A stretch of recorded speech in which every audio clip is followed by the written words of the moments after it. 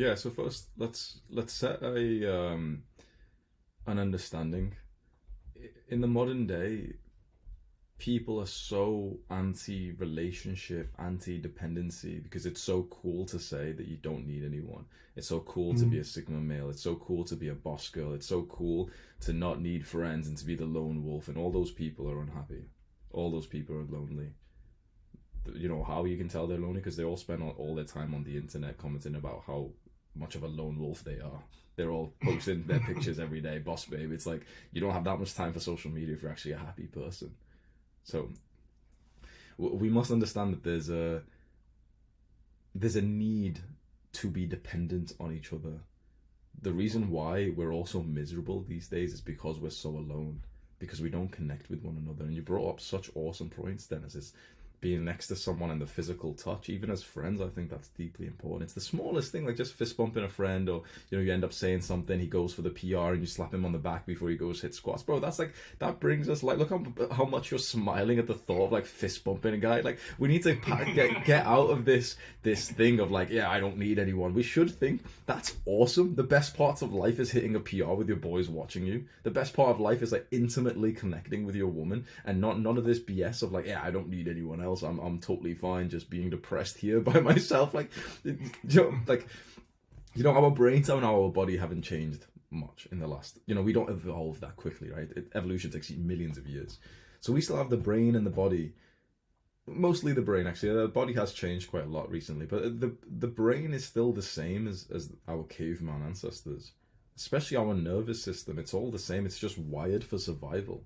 Inside of us is literally like all of our nervous system, all these nerves and all these like the things like our sight and our sounds and everything. We're just anxiously making sure that we're gonna survive. And probably the single greatest contributor to survival, it's other people. It's being in the tribe. It's being next to the warm campfire with other people. It's being knowing that the other guys there, they might hunt when maybe you get sick, and they'll be able to bring back the food when you can't. It's knowing that the women there are able to take care of the children. It's knowing that we're safe here in our little community. And we don't have this anymore. That's seen as like lame these days. That's seen as like misogynist or something. So it's not, we need to say this right now, it's not toxic at all to need someone. It's so cool these days to act like you don't need people. The alpha male type of shit, bro. We need people. Even like some of the most like alpha high testosterone, like the masculine guys. Andrew Tate, he says he needs his brother, and that's wholesome. That's true, 100%. Jordan Peterson needed his wife, and he was devastated when she passed away. We need each other, and we need to acknowledge this right now. Is okay. This is a pure like survival level need, below the need to learn or to work or to eat. Like it's in the same baseline as needing to eat and breathe oxygen. That's where like psychologists put the need for connection, next to breathing oxygen, next to excreting. Like literally think about like you die if you don't go to the toilet after a number of days. You get sick. Eating, water, you die without these things. And the psychologist Abraham Maslow, he put like human connection, love and sex at the bottom of this pyramid, next to breathing air. So is it toxic to think that we need this stuff? No, bro. I think it's toxic to think that we don't need this. So then honestly, like my heart goes out to you because you're in a very tricky situation. At first you said you didn't want to hold your girl back from achieving her dreams and stuff, and I was like, yeah, fair enough, okay, fair enough. But then when you mentioned the jobs that she does, that's when I began to question things. Because first you said, okay, the graphic design, like the digital stuff. Graphic design. Yeah, and that in my perception was you can just do it online. It's all PC related stuff. But then okay, she needs to go to these companies and stuff. Okay, fair enough. Some things are still better in person when she goes, and they need to like check this book or whatever it is, right? But then as soon as you mentioned the restaurants, and she's gonna be working like I assume pretty much minimum wage there, it's like that's now I'm seeing a little bit of like incompatibility because it seems like she's preoccupied with like living her best life, and it seems like you're more preoccupied with the relationship, which is usually quite a unattractive Dynamic. Yeah, dynamic. That's a good word. Yeah. So am I right by thinking like is that my thinking's right by that right now? I wouldn't. I wouldn't say that if you were more masculine, you would really feel more differently, because I think masculine energy is confused with the modern day like alpha males that we see who are trying to act like manly men and stuff.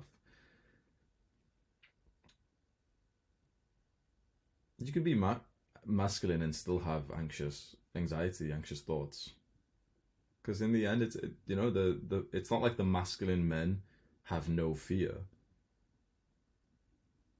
There's a lot of fear. Masculinity is a part of masculinity is having courage, and courage is feeling the fear, the thing that you're scared of, but still doing that thing anyway, still having the bravery. Masculinity does not mean you can't be anxious. It means that you can be anxious but still do the right thing anyway. But if we look at it on a practical level, like anxiety is not very productive, and having thoughts like kind of nagging thoughts about your girl and stuff, and it's not helpful in some ways, especially for most guys, right? I think some guys can benefit from having like the hard life, the hard like training ground, the hard like the girl who maybe could be cheating and stuff. I think that can be a benefit, but you don't really seem like that kind of guy. You seem like the kind of guy who like you would want a woman who's secure and very reliable and who wants to be with you probably a little bit more than you want to be with her, which is like that's a very like loving dynamic. That's like your secure, like your wifey kind of woman. That seems like that's what you want. And I wouldn't attach a label to it right now just to make yourself feel worse. Like, oh, but that's not masculine, so I don't really care, bro. Like, I think the point of a relationship is to try and be as like real and also authentic to your real self. Not what you've seen from me, not what you've seen from Andrew Tate or from any YouTuber or any belief that you have that you should act like this. You should try to figure out exactly who you really are, your real beliefs, your real feelings, your real thoughts, your real like logical like interpretations of the world and what you're attracted to. And that's what you should find with a woman who's compatible to those things. So I could tell you right now to pretend to be an alpha male and to not care that your girl's going anywhere. Or I could tell you to pretend to be an alpha male and to like punish her and tell her to stay at home and stuff. But either way, it's like all that's going to do is hurt both you and her, because there is some incompatibility there. You want, and it's totally fine to say this, you want a woman who is physically closer and who wants to be around you more often. That's what I'm getting from you.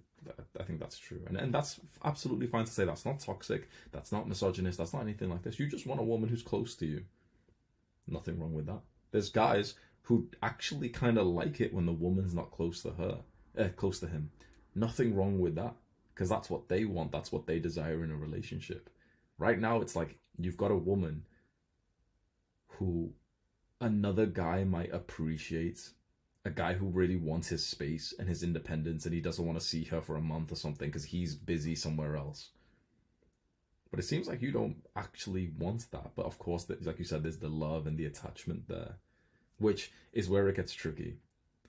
Because if I ask you just logically, no emotions, imagine this was just like a checkbox, like just like pure brain, no heart right now.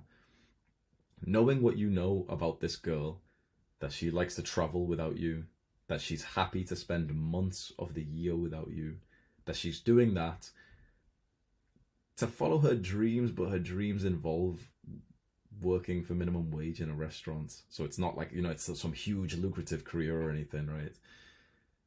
If just knowing what you know now with pure logic, would you date a woman like that? Probably not. Logically, she is not right for you. We could be slightly wrong. Now, there could be a chance that you can say this to her in a nice way, not to say no, don't, you're not allowed out of the house, bitch.